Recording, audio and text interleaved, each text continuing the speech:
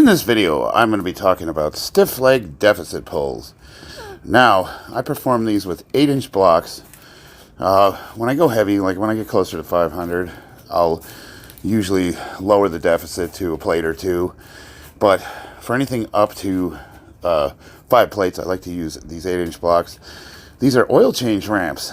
You can take them apart, and I'll tell you what, of all the gym equipment that I've purchased, the best one, the one I've gotten the most use out of, I got at AutoZone.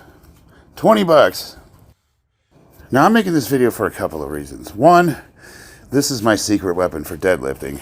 I can deadlift between 650 and 700 pounds at my top end on any given day.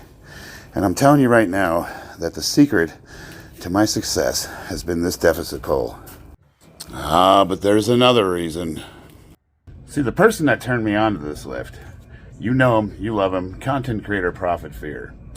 And he gets endless amounts of crap for it. Like, I've seen so many videos where he's using fake plates in his gym. They have bumper plates on a stiff bar. Now, a lot of the guys that are leveraging that his weights are fake, they don't know what a stiff bar is versus a deadlift bar.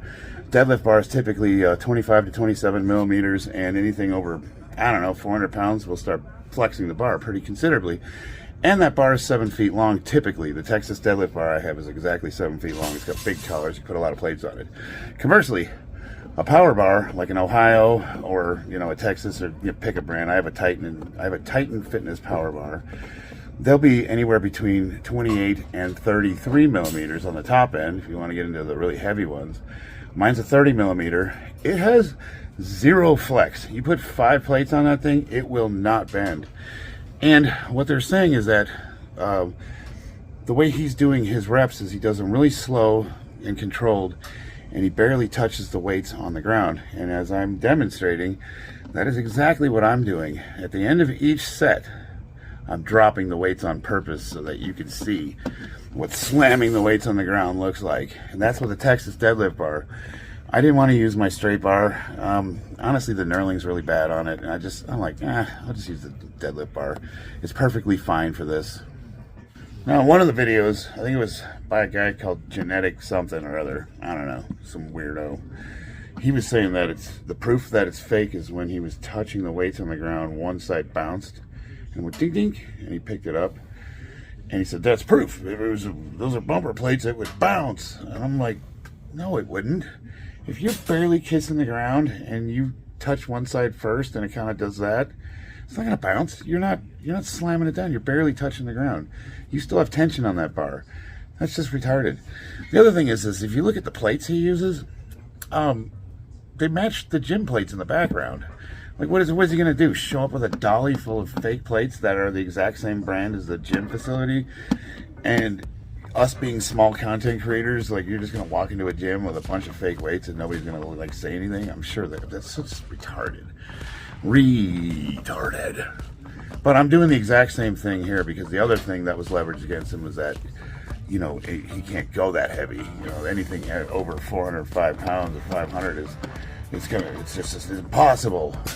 I show you right here. I do it. I'm a well over 600 pound deadlifter, and it's just easy. And the other thing it goes to show is that he's actually really strong for his size, because being a plus 600 pound deadlifter that weighs 220 pounds, I struggled with the weights that he was using. And you could say, well, that just proves they're fake.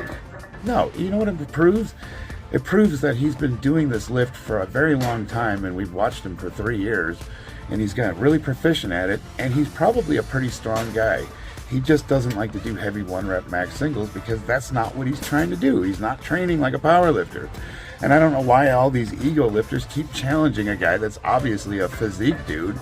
Physique and technique. He's not a power lifter. Like, why do you guys keep trying to call out a guy that's doing bodybuilding? It just doesn't make sense to me.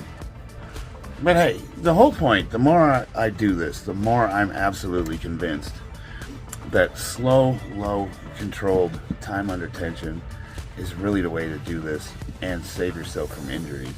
The really cool thing that Profit Fear turned me on to was by getting rid of the touch and go, which what is a constant tension set. because you're never really releasing tension, but you are getting a little bit of reverb, even if you use a deadlift bar, which absorbs most of the shock, but not all of it. By keeping that constant tension slow and controlled, I'm contracted the entire time, and I feel safe. I don't feel like my back's gonna blow out.